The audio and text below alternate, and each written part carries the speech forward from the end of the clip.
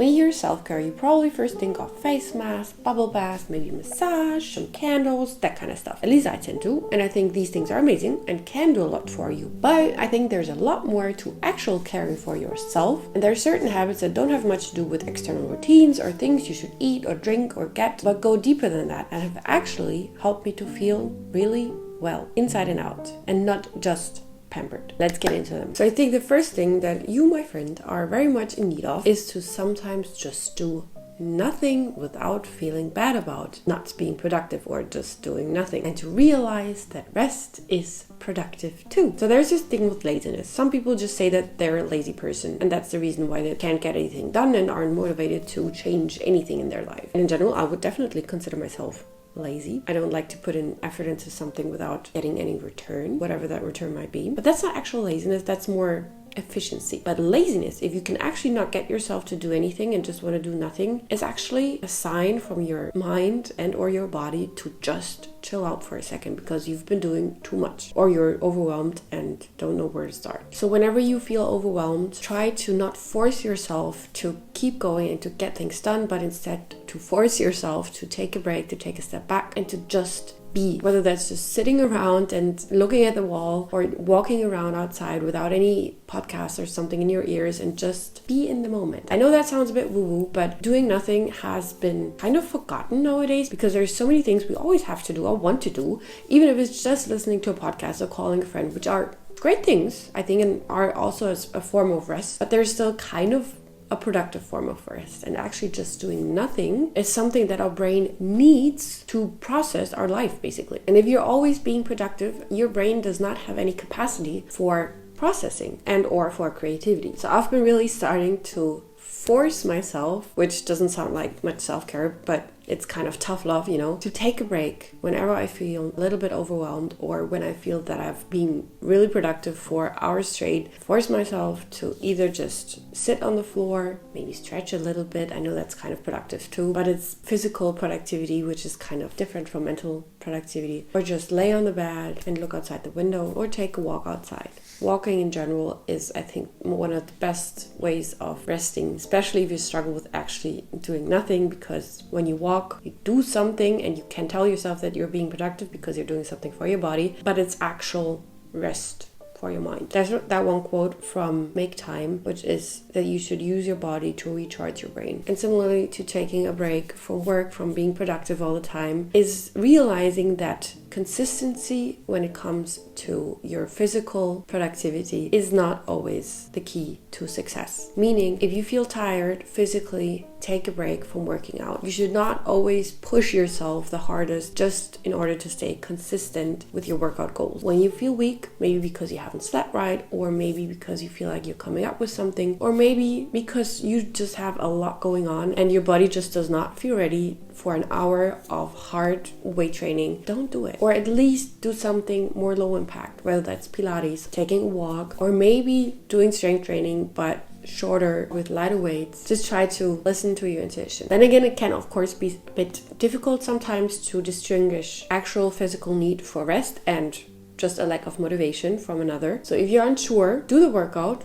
Go to the gym, put your workout clothes on, but start slowly. Because if it's just a lack of motivation, usually that fades once you're at the gym, for example. But if you're actually exhausted, you'll feel it. While you do your first couple of exercises, you'll feel that your body is weak. And then that's a sign to take it a bit slower. When I feel physically drained and not just mentally not motivated, I found that usually my body is actually going through something. Usually it's fighting maybe a virus or too much stress or hormonal imbalances. And when I used to ignore these signs, I got sick way more often. I had so much less energy and I felt irritated a lot more. And while it can really suck to feel tired or depressed or sad, these negative feelings are also feelings that you should not just push away, but instead embrace the shittiness of these feelings, which is basically me saying, be mindful of whatever you're feeling. Try to not get sucked into those negative thoughts or feelings, but rather try to analyze them and to just really kind of dive into them and think of it as a part of life. And it's not about being angry or sad all the time and to get sucked into those negative feelings or thoughts, but rather to consciously notice them and to look at them curiously. Kind of like, I'm feeling sad right now.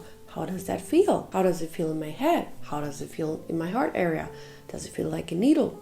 Does it feel like pressure? I know that sounds kind of woo-woo, but just give it a try. Because often when we acknowledge a feeling and look at it from the outside, sort of, they often feel so much less heavy. And also, since I've been doing that, I've kind of started to enjoy also these negative feelings as simply a part of life. And apart from that, if you keep pushing your negative emotions away, they will come back to you at some point in some way or another. Whether that's by just coming back and hitting you like a rock, or in a less obvious way, by giving you symptoms like anxiety, depression, irritability. So be mindful of all your thoughts and feelings. But sometimes distraction is a really good thing, and something that helps me a lot to get myself out of a little rut is to tidy up. And you've probably heard this one before, but it really helps so much to clean your surroundings, because that has such an incredible effect on your mind.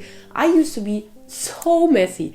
It was almost embarrassing. It was embarrassing, to be honest. And I'm still not the tidiest person. If you would be seeing what's going on behind the camera right now, you would know what I'm talking about. But whenever it is messy in my home, my mind is messier too. And sometimes when your mind just wants to stay messy, it helps to clean up the environment around you, and that will kind of also clean up your mind. Another habit, or more like a guideline for habits, is to think about what's most natural to us. Because there's so many information online, especially on social media, also on YouTube, telling you what's good for you and what's not. And that can be so overwhelming and so confusing. But something that I think helps incredibly is to just take a second and think, okay, first, what does my intuition tell me? And second, if my intuition is confused too, what's most natural to us? For example, going outside in the morning and taking a long walk in the sunlight. 1,000 years ago, what was the first thing we did? Go outside for a long walk or run in the sunlight, which is something that helps our circadian rhythm, and with that our mood,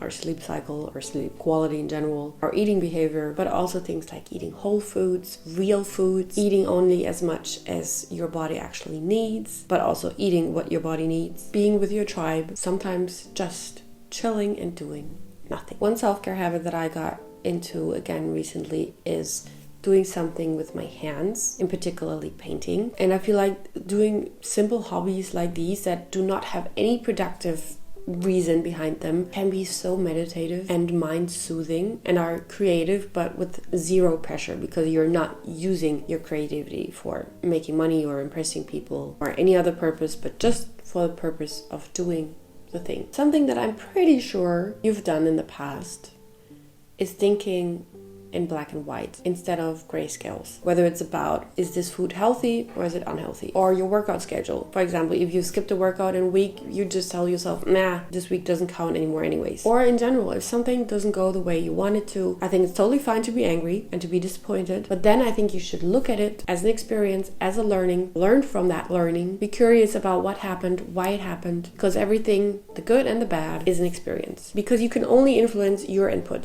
not the outcome. And when it comes to your input, I think a very good, always applicable rule is the 80-20 rule, meaning try to be good 80% of the time, and 20% you can do whatever you want. That way you're kind of automatically in the gray zone. The next habit is regarding your relationship to food, which I think for most people is a complex one, unfortunately, but it's kind of similar to the grayscale rule. I think it's very important to enjoy comfort food if you're mindfully enjoying that comfort food. However, I think it is also a very, very blurry line between enjoying comfort food and emotional eating. And emotional eating is incredibly natural, and it happens to probably everyone at some point in their lives. But it's also the first stage of developing a not so healthy relationship to food. So whenever you do eat something that you know you're not eating just to fuel your body, but because you just want to enjoy it, and it's probably not the best thing physically for your body, enjoy it, but do it mindfully. And then, without restriction, try to listen to your body again, what your body actually needs, which usually is actual, real, nutritious food. Provide your body with that, and then just sprinkle the enjoyment food on top of that. And I think the most important habit to take care of yourself, especially mentally, and that actually science shows that is kind of the key to happiness, is gratefulness. Gratefulness makes all the difference, literally. You can be the most successful, popular, wealthy person who's got the best friends and the healthiest family, but still can be sad as fuck if you don't sit back now and then and think to yourself, wow, this is great. And the fun thing is, you can do this with everything, no matter how shitty your life seems right now. One thing that I started to be grateful for every day, for example, it's such a tiny thing, and that's tap water. I can go to my tap in the kitchen and drink water whenever I want, how much I want. Isn't that amazing? Or my eyesight, for example, is something I am eternally grateful for every single day. My breakup sucked, hurt as hell, but it was an incredible, intense experience that is just a part of my life now. And I'm